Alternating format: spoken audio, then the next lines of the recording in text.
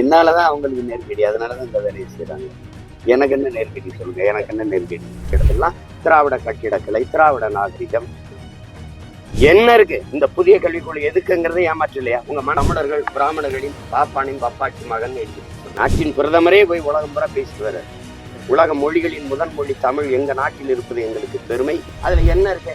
அது ஒரு சனியை விட்டு ஒழி, அது முட்டாள்களின் மொழி, தமிழ் படிச்சா உனக்கு பிச்சை எடுக்கலாம் இல்ல. இதெல்லாம் என்ன? பெரியார் கொடுத்த ஒரு நன்கொடை சொல்லுங்க தம்பி, பெரியார் கொடுத்த ஒரு நன்கொடை சொல்லுங்க. என்னங்க காமராஜ்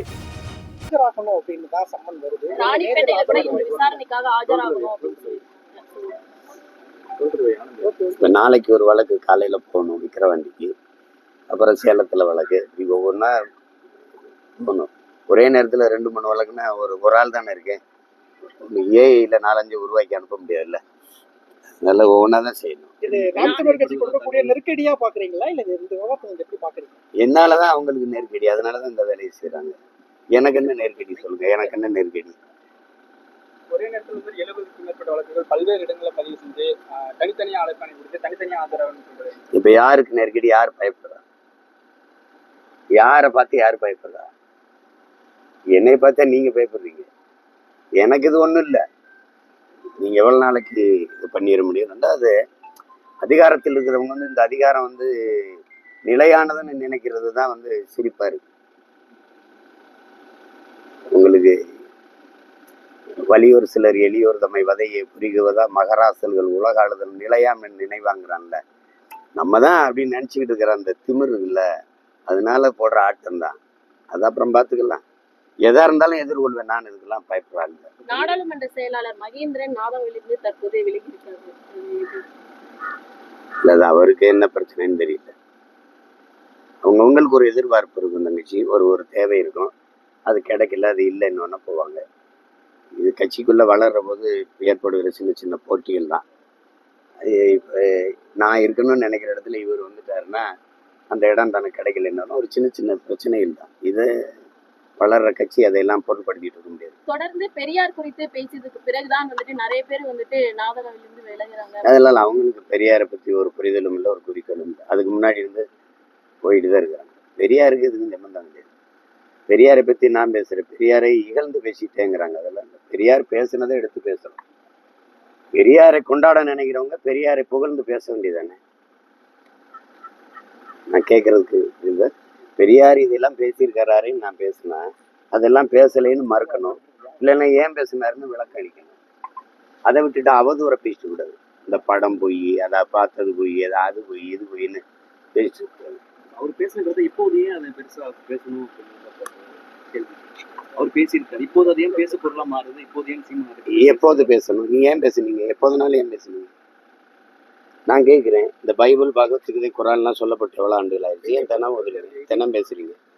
நீங்க என்ன சொல்லியிருக்கீங்க? நாங்கள் வந்து என் மொழியை சிதைத்து, என் கலை இலக்கிய பண்பாட்டை அழிச்சு, என் வழிபாட்டை அழிச்சு, என் நிலத்தின் வளத்தை எல்லாம் சுரண்டி கொடுத்து, முறையற்ற நேர்மையற்ற கேடுகட்ட ஆட்சி முறையை உருவாக்கி, ஒரு ஒழுங்கீனமான அவதூறான அநாகரிகமான அரசியலை என் தாய்நிலத்துல கட்டமைச்சது திராவிட கோட்பாடு தான். அதுவும் பேரறிஞர் அண்ணா வரைக்கும் சரியா இருந்தது. என்னைக்கு ஐயா கருணாநிதி அவர்கள் அந்த நாற்காலியில் போய் உட்கார்ந்தாங்களோ அன்னைக்கு தான் இந்த வாடகை வாய்கள் வருகிறது, வசப்பாடுறது, தனிப்பட்ட முறையில் ஏசுறது. அது அதிமுக ஆட்சி காலங்களோட நடக்காது. இவங்க ஆட்சிக்கு வரும்போது ஏன் தமிழர் ஆட்சின்னு சொல்ல முடியல? உங்களால திராவிட மாடல்ங்கிறீங்க, ஆனா விருது கொடுக்கும்போது தகைசால் தமிழர் விருதுங்கிறீங்க. தகைசால் திராவிடர் விருதுன்னு கொடுக்க வேண்டியதானே? துணி விருந்தா?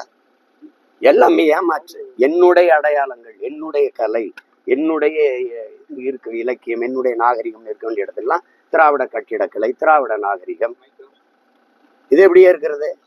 என் அடையாளங்களை நான் அழிச்சு ஒழிச்சு என்னுடைய ஆயிரக்கணக்கான என் முன்னவர்களினுடைய அளப்பெரிய ஆற்றல், புகழ், உழைப்பு, ஈகம் எல்லாத்தையும் மறைச்சு பெரியார் பெரியார் பெரியார்னு எல்லாத்தையும் கொண்டாந்து நிறுவி ஒற்றை குறியீட்டுக்குள்ள மற்றவர்கள் அந்த திராவிடம்ங்கிற போர்வையில மற்றவர்கள் திராவிடம்ங்கிற கோட்பாடு எதுக்கு?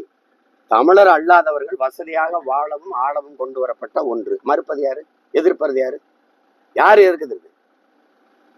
அங்கதான் இருந்தோம். திருப்ப பயணி என் முன்னவர்கள்லாம் இந்த கொள்கை சரின்னு தான் வந்தாங்க. யாரு?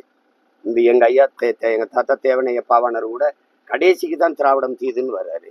பாவேந்தர் கூட வென்று வருவான் திராவிட காலைன்னு தான் வர்றாரு. கடைசிக்கு நாம் தமிழர் என்று முரசறைவான்னு வர்றாரு. எங்க தாத்தா திக்கையாப்பை விஸ்வநாதன் எல்லா அண்ணன் தங்க எல்லாம் அங்க இருந்தவங்க தான். கடைசியா எல்லாரும் அப்படித்தான். நானும் அங்க இருந்தவன் தான். கடைசியா பார்க்கும்போது இவன் எனக்கு நான் கொண்டாடப்பட வேண்டிய கொள்கைக்காரன் இல்ல, துண்டாடப்பட வேண்டிய கொள்ளைக்காரன் தெரிஞ்சவர்கள் தான் எதிர்த்து சண்டை செய்ய வேண்டியது இருக்கு. இப்ப என்ன இருக்கு எனக்கு சொல்லுங்க, என்ன இருக்கு, என்ன இருக்கு? இந்த புதிய கல்விக் கொள்கை எதுக்குங்கிறத ஏமாற்று இல்லையா? உங்க மனசார்ந்துட்டு சொல்லிட்டு சொல்லுங்க. ஐயா ஜவஹர் நேசன் எதற்காக அந்த அந்த இதுல இருந்து விலகி வெளியில வந்தார்? யாராவது சொல்லுங்க. புதிய கல்விக் கொள்கையை அப்படியே இவங்க ஏற்கிறார்கள், அதுக்கு மேல நம்ம இங்க இருந்து பயனில்லைன்னா வெளியில வந்தேன்னு அவர் பேட்டி கொடுத்தது. இல்லந்தேடி கல்வி எந்த எதுல இருக்கு? புதிய கல்விக் கொள்கையில இருக்குல்ல. எல்லாத்தையும் நீங்க செயல்படுத்துறீங்க. இந்தியை எதிர்க்கிறேன்றீங்க, இந்தியில சோறுட்டி விட்டுறீங்க, இந்தியில பேசி வாக்கு கேட்கிறீங்க.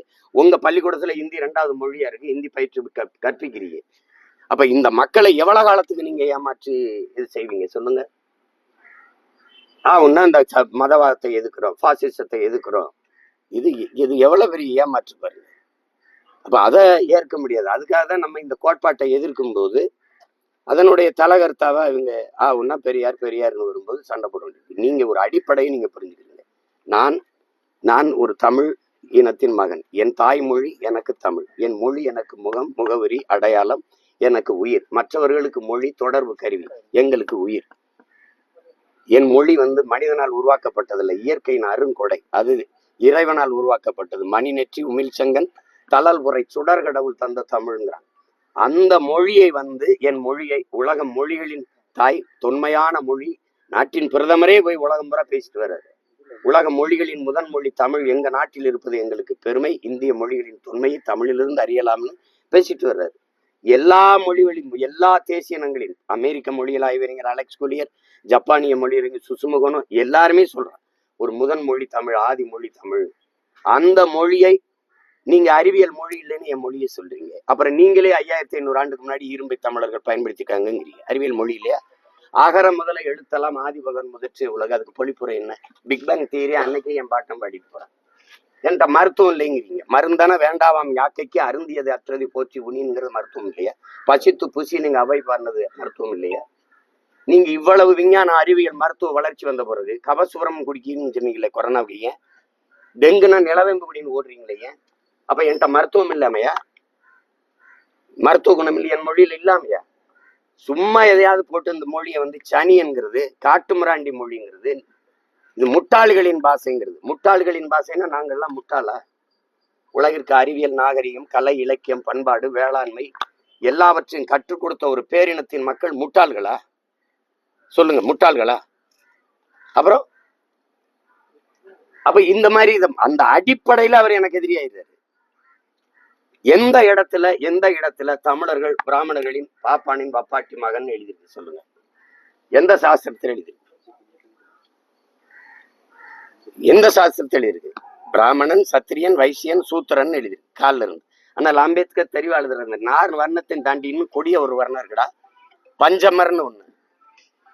இந்த சூத்திரன்கிறது இந்தியா முழுமைக்கு, இந்த நிலப்பரப்பு முழுமைக்கு 70 75 80 விழுக்காடு வரை சூத்திரன் இருக்கான். அது கன்னடத்திலும் இருக்கான், தெலுங்குலையும் இருக்கான், மகாராஷ்டிரால இருக்கான், மராட்டியத்துல இருக்கான், மலையாளத்துல இருக்கான். ஆனா இதெல்லாம் இருக்கும்போது ஒன்னே தாசி மகன்ட்டான், ஒன்னே வேசி மகன்ட்டான், ஒன்னே வப்பாட்டி மகன்ட்டான் அப்படின்ற என்னைய மட்டும் சிறப்பா, என்னைய மட்டும் ஸ்பெசிபிக்கா மென்ஷன் பண்ண வேண்டிய தேவையா வருது? நீ யாரு முதல்ல? இங்க இத்தனை பேர் இருக்கிறீங்க. நீங்க தெலுங்கு இருக்கீங்க, கன்னடம் இருக்கிறீங்க, மலையாளி இருக்கிறீங்க, துளுவர் இருக்கிறீங்க, மராட்டி இருக்கிறீங்க, பீகார் இருக்கிறீங்க. எல்லாரையும் நிலத்தில் குவிந்து வாழும் போது நீ எங்கிருந்தோ வந்த ஒரு கன்னடர், உன் தாய்மொழி எது? தெலுங்கோ அல்லது கன்னடமோ. நீ இங்க உட்கார்ந்துக்கிட்டு என்னுடைய மொழியை, அதுல என்ன இருக்கு? அது ஒரு சனியை விட்டு ஒழி, அது முட்டாள்களின் மொழி, தமிழ் படிச்சா உனக்கு பிச்சை எடுக்கொள்ளலாம் இல்ல, இதெல்லாம் என்னது? அப்ப தெலுங்குல எல்லாம் இருக்கா? அப்ப கன்னடத்துல எல்லாம் இருக்கா? அப்ப மலையாளத்துல எல்லாம் இருக்கா? என்னது? உன் தமிழ் தாய் 3000 ஆண்டுகளா இருக்கிறாங்கிறீங்க. உன்னை படிக்க வச்சேன்னா எங்க பாட்டன் வள்ளுவன், கம்பன், கபிலன் எல்லாம் யார் படிக்க வச்ச? நீங்களா? சேட்டை பண்ணிட்டு அலையக்கூடாது. பள்ளிக்கூடம் திறந்து பல்லாயிரக்கணக்கில் படிக்க வச்சான் என் தாத்தன் காமராஜ். படிக்க பிள்ளைகள் வரல, பசியோட இருந்த பாடம் மண்டையில் ஏறாதுன்னு மதிய உணவு திட்டம் போட்டு எல்லாருக்கும் சோறு போட்டான். கையேந்தி நின்னா அந்த மகன். தாளாளர்கள்லாம் கொடை கொடுங்க. பெரியார் கொடுத்த ஒரு நன்கொடை சொல்லுங்க தம்பி, பெரியார் கொடுத்த ஒரு நன்கொடை சொல்லுங்க. இந்தாங்க காமராஜ். எல்லா கொடையாளரும் பணம் கொடுத்தான், அரிசியை மூட்டை மூட்டையா ஏற்றி விட்டான், விறகு கட்டுக்கட்டா ஏற்றி விட்டான். முடியாத தாய்மார்கள் சமைச்சு போட்டு போனாங்க. மக்கள் இயக்கமா மாத்தி பிள்ளைகளை படிக்க வச்சான். நீங்க கொடுத்த நன்கொடை ஒண்ணு சொல்லுங்க பாப்போம். ஏற்றதால் இருக்கக்கூடாது, ஏழை பணக்காரன் உயர்ந்தவன் தாழ்ந்தவன் பாகுபாடு ஒரே மாதிரி சீருடை போட்டு படிக்க வச்சான் அந்த கிழவன். நீங்க அது இந்த நல்ல முயற்சி காமராஜ் செய்தது பாராட்டு ஏதாவது எழுதிருக்கீங்களா? சும்மா வாய்க்கு வந்த நான் தான் படிக்க வச்சேன், நான் தான் படிக்க. யார் நீ? எங்க படிக்க வச்ச? என்ன படிக்க வச்ச? நேற்றிலிருந்து கைது செய்ய போறதாகவும் தகவல் வந்திருக்கு. அது என்ன நான் எதிர்பார்த்தான் காத்திருக்கேன். பையில வாங்கி பெட்டியோட தான் சுத்தி இருக்கேன். என்ன நீ தம்பி இதெல்லாம் என்ன தம்பி? நீங்க என்னை எப்படி தம்பி பெரிய தலைவனாக்கி அந்த முதலமைச்சர் நாற்காலியில உட்கார வைக்கிறது எப்படி? என் ஒருவன் உழைப்பு பத்தாது, எல்லாரும் சேர்ந்து உழைச்சுதான் என்னை தூக்கி பண்ணி உட்கார வைப்பாங்க. உங்க திரும்ப எங்க தலைவனை அடையாளம் காட்டுறது யாரு தெரியுமா? இத்தனை கோடி தமிழ் மக்கள் இல்ல, 14 வயதுல வீட்டை விட்டு வெளியே போன என் தலைவனை 18 வயசுல ஆல்பர்ட் துறைப்பா சுற்றுறாரு, மீசை விட சரியா முளைக்கல. அவரை 10 லட்சம் தலைக்கு விதிச்சு நாடெங்குல அவர் படத்தை போட்டு இவரை பற்றி தகவல் கொடுக்கிறவர்களுக்கு 10 லட்சம் பரிசுன்னு அறிவிச்சு அந்த பிரபாகரன்கிற பேரையும் அவரையும் அந்த நாடு முழுக்க பரப்பி இவன் தான் உங்க இனத்தின் தலைவன் அடையாளம் காட்டினவே எங்க இன எதிரி சிங்களம் தான். என்னைய 1.5 வருஷம் தொடர்ச்சியா சிறையில போட்டு போட்டு போட்டு சாதா படம் எடுத்துக்கிட்டு இருந்த பையனை கொண்டாந்து என்னை இந்த இடத்துல இறக்கி உறுதியா நின்றான்னு சொன்னது ஐயா கருணாநிதி தான். அதுக்கு நான் ரொம்ப நன்றி கடன் பட்டேன். அது மேலும் ஒரு பங்கு என்னை வளர்க்கணும்ல, இன்னும் 2 மடங்கு வளர்த்து விடணும்ல. அப்ப என்னை சிறையில போட்டாதான் சரியா இருக்கும். இப்ப கூட படிக்க கொஞ்சம் நேரம் குறைவா இருக்கு, சிறையில போட்டா நல்லா படிக்கலாம், புரியுதா? இன்னும் கொஞ்சம் விரிவு செய்துக்கிட்டு வரலாம். அதுக்கெல்லாம் பயப்படா இந்த இடத்துக்கு வர முடியுமா தம்பி? இதுபோன்ற செய்திகளை மேலும் தெரிந்து கொள்ள எங்களது யூடியூப், ஃபேஸ்புக் மற்றும் ட்விட்டர் ஆப்களை சப்ஸ்கிரைப் செய்யவும்.